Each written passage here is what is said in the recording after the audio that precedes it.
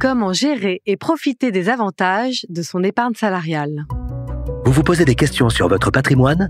Comment le constituer, le faire croître, le gérer ou le transmettre? Le particulier et ses experts vous écoutent et vous conseillent en toute indépendance. Votre patrimoine à la loupe, un podcast imaginé par Le Particulier. Je suis Pauline Janicot, journaliste au Particulier, et aujourd'hui je vais vous parler de Laure et Gilbert que j'ai rencontrés en région parisienne. Ils ont 3 enfants majeurs qui volent désormais de leurs propres ailes. Âgés de 56 et 60 ans, ils sont tous les deux ingénieurs et travaillent depuis des années au sein de la même entreprise. Le couple veut prendre sa retraite d'ici 5 à 6 ans et partir vivre dans le sud de la France. Laure et Gilbert sont propriétaires de leur résidence principale et détiennent chacun un plan d'épargne d'entreprise sur lequel ils ont réalisé d'importantes plus-values. Ils se demandent aujourd'hui comment sécuriser leurs avoirs et s'il est risqué de détenir tous ces œufs dans le même panier. Ils veulent aussi savoir quel placement choisir pour transmettre leur patrimoine à leurs 3 enfants. Pour nous éclairer, j'ai demandé l'aide de Valérie Benz. Elle est responsable des études patrimoniales à l'Union financière de France. Bonjour Valérie Benz. Bonjour Pauline. Laure et Gilbert détiennent chacun un plan d'épargne d'entreprise qu'on appelle un PE. Rappelez-nous comment fonctionne ce dispositif. Alors, il est souscrit par l'entreprise et il permet aux salariés de placer notamment souvent l'intéressement et la participation. Oui, ça c'est ce que nous verse l'employeur. Exactement. Alors avec des conditions, on verra ensuite, extrêmement intéressantes, notamment fiscalement. Ouais.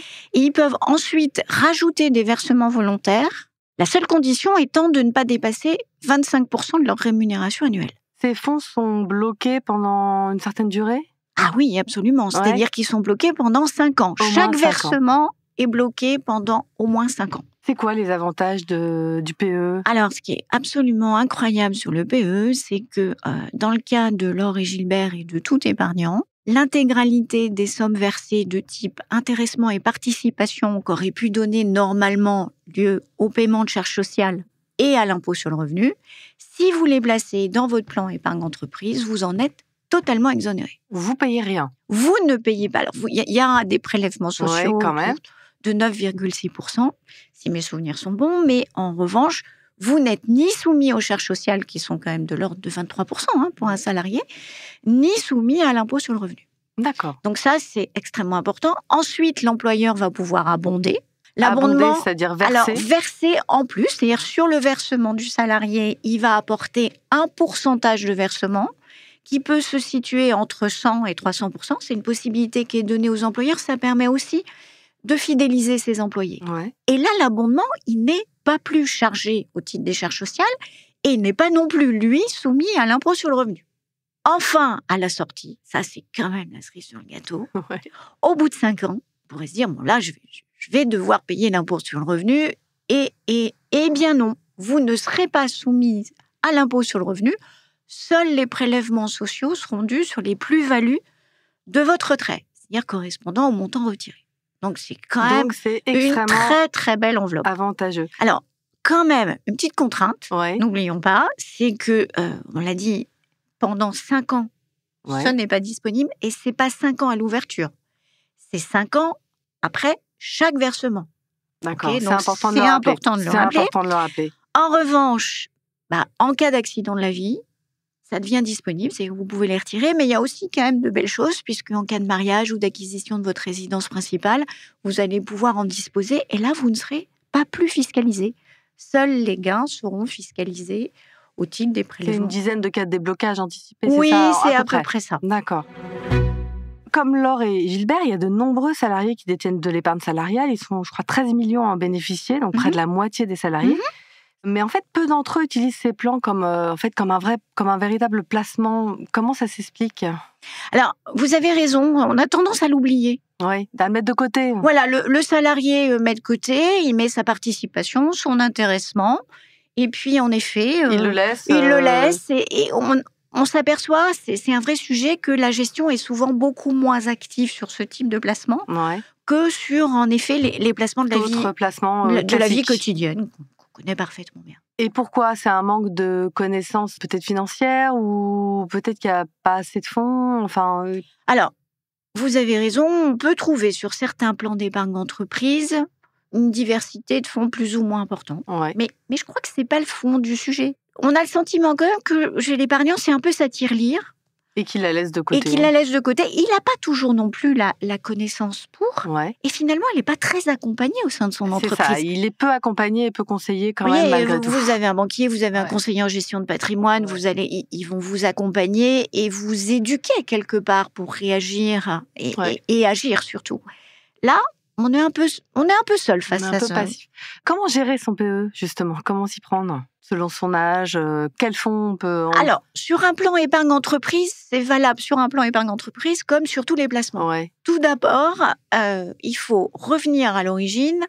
Est-ce qu'au bout de 5 ans, vous allez disposer ou pas de ce capital ou est-ce que vous avez envie de le laisser perdurer? Selon donc ses objectifs. Absolument. On va revenir à ses objectifs d'investissement. Est-ce que c'est pour ma retraite? Est-ce que c'est pour l'éducation de mes enfants? Est-ce que ça va être pour financer ma résidence principale dans quelques années ou ma résidence secondaire? Donc bref, je reviens à mes objectifs. À partir de là, j'ai une échéance de temps. L'échéance de temps va me permettre de déterminer si je peux me permettre de prendre des risques ou pas. Voilà, donc aller sur des fonds plus ou moins risqués. Exactement. Et donc là, je vais déterminer une allocation d'actifs. Et on est bien d'accord, plus j'ai du temps, finalement, même si je m'expose au risque, on voit bien toutes les études, la durée va faire qu'à un moment, les marchés vont baisser, les marchés vont remonter. Et donc, mon risque sera lissé. D'accord. Dans le cas de Laure et Gilbert, ils sont à 5-6 ans de la retraite. Ils ont peut-être intérêt à réduire le risque, si je comprends bien. Alors oui, absolument. Ça, c'est une évidence. C'est-à-dire, plus vous vous rapprochez de l'échéance, plus il faut diminuer votre risque. Et c'est tout l'intérêt de ce type de plan, c'est que vous allez pouvoir faire des arbitrages au sein du plan.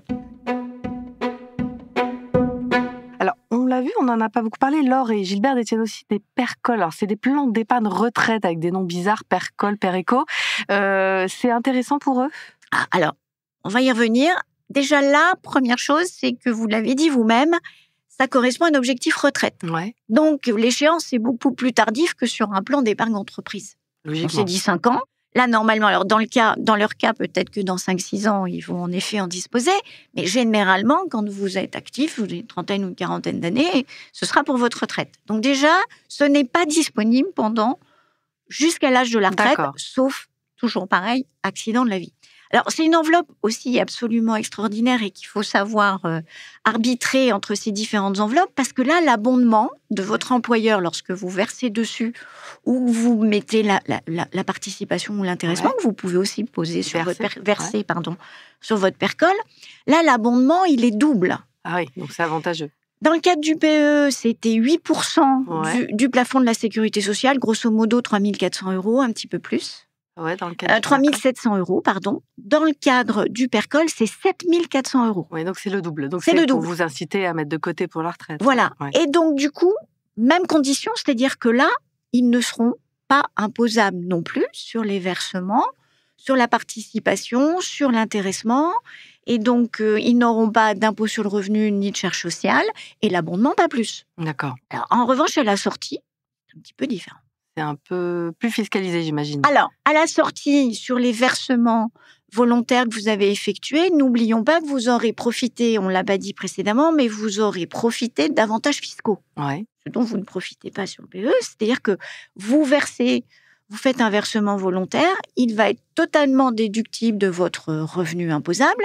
Imaginons que votre tranche marginale d'imposition soit 30%, vous allez donc faire une économie de 30%, une économie d'impôt de 30% de votre versement.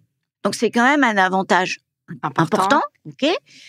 Et alors, en revanche, quand vous allez sortir, là, on va vous imposer. Parce que comme vous avez profité d'un avantage à l'entrée, à la sortie, on va vous imposer. Sauf qu'il y a de grandes chances, malheureusement ou heureusement, je ne sais pas. Alors, d'un point de vue fiscal, on dit heureusement, mais malheureusement, au titre des revenus, c'est qu'à la retraite, les revenus baissent. Ouais. Donc, finalement, votre taux d'imposition baisse aussi. Ouais, donc là, vous êtes moins imposé. Donc, vous serez moins imposé au regard de l'économie d'impôt que vous avez eue. Puis, n'oublions pas, il y a quand même une très belle subtilité, c'est que l'économie d'impôt que vous avez eue, vous pouvez la replacer. Oui, sur d'autres placements. Sur d'autres placements. D'accord. Et donc, du coup, vous allez en plus l'optimiser. Il y a quand même un souci, c'est que les avoirs détenus par Laure et Gilbert sont donc grosso modo importants sur les plans d'épargne salariaux, plans PE, PERCOL. Est-ce que c'est pas quand même risqué d'avoir tous les œufs dans le même panier, sachant qu'ils sont dans la même entreprise? Alors oui, c'est une très bonne remarque. Si en effet, c'est une part extrêmement importante, je pense qu'il est temps de diversifier. quand même. Ouais, oui, quand même. Alors en plus, si ça fait quelques années qu'ils ont cette épargne, on a vu, puisque c'est sur un peu, ils vont pouvoir sortir et ne payer qu'une fiscalité quand même relativement allégée, puisque ce sont que les prélèvements sociaux sur les gains. Et là, ils vont pouvoir se diriger vers d'autres types de placements. Dans leur cas, s'ils ont envie en plus de commencer à préparer la transmission de leur patrimoine, mais pourquoi pas financer d'éventuels droits de succession, puisque j'ai envie de vous dire, il faut qu'ils se dirigent progressivement sur l'assurance vie. Oui, donc retirer une part de leurs avoirs sur le PE pour les mettre sur l'assurance vie. L'avantage, c'est qu'en plus, si malheureusement, et que c'est leur objectif, un jour tout le monde décède, eh bien, ils pourront soit transmettre au conjoint, qui n'a d'ailleurs jamais de droit de succession à payer, mais c'est surtout qu'ils peuvent aussi envisager de faire un saut de génération ou de privilégier leurs enfants. Et dans le cadre de l'assurance vie, je vous rappelle que vous bénéficiez par assuré et par bénéficiaire d'un abattement de 152 500 €.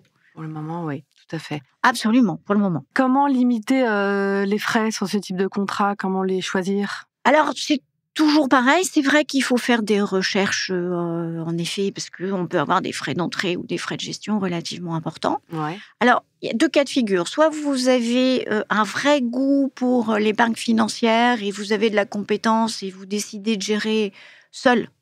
Et là, vous allez trouver de très belles enveloppes. Et là, il faut chercher un peu. Et on a des outils sur Internet qui permettent quand même notamment de ne pas payer les frais d'entrée. Oui, ou des frais très limités. Ouais. Soit vous avez besoin d'un professionnel justement pour vous aider à faire des choix. Dans la clause bénéficiaire, la rédaction de la clause. Alors, la rédaction de votre clause bénéficiaire est extrêmement importante. Ouais. Vous faites bien d'en parler, Pauline. Et puis, vous avez aussi, je verse combien ? Vous voyez ce que je veux dire ? À quel moment ? À quelle hauteur ? Comment je fais mon allocation d'actifs ? Ouais. Voilà. On expliquait tout à l'heure que dans le cadre du PE, on se retrouve un peu seul pour épargner. Si vous avez besoin d'un professionnel pour vous accompagner, forcément, ça a un coût. Il y a aussi le PER, on en parle beaucoup, le plan d'épargne retraite là, qui est individuel pour le coup. Oui. Ça, c'est une solution pour notre couple, Alors, Laure et Gilbert ? Oui, ça peut l'être, c'est une solution complémentaire. Alors, c'est une solution qui peut s'avérer tout aussi intéressante que le PERCOL dans la mesure où les versements volontaires que vous effectuez sont déductibles de la même façon. Ça rentre dans l'enveloppe globale du plan d'épargne retraite, le PERCOL et le PER1, le PER individuel. Il a quand même un avantage important, c'est que un jour, ils vont quitter leur entreprise. Et s'ils ont envie de rassembler toute leur épargne retraite au même endroit, ils vont pouvoir transférer les fonds de leur PERCOL sur leur PER1 et faire progressivement des retraits pour éviter d'avoir un peu des enveloppes éparpillées. Un peu partout éparpillées. Tout à fait. Merci beaucoup Valérie Benz pour toutes vos réponses. Mais avec plaisir, Pauline. Merci d'avoir écouté cet épisode. Vous pouvez retrouver votre patrimoine à la loupe sur Figaro Radio et toutes les plateformes de podcast.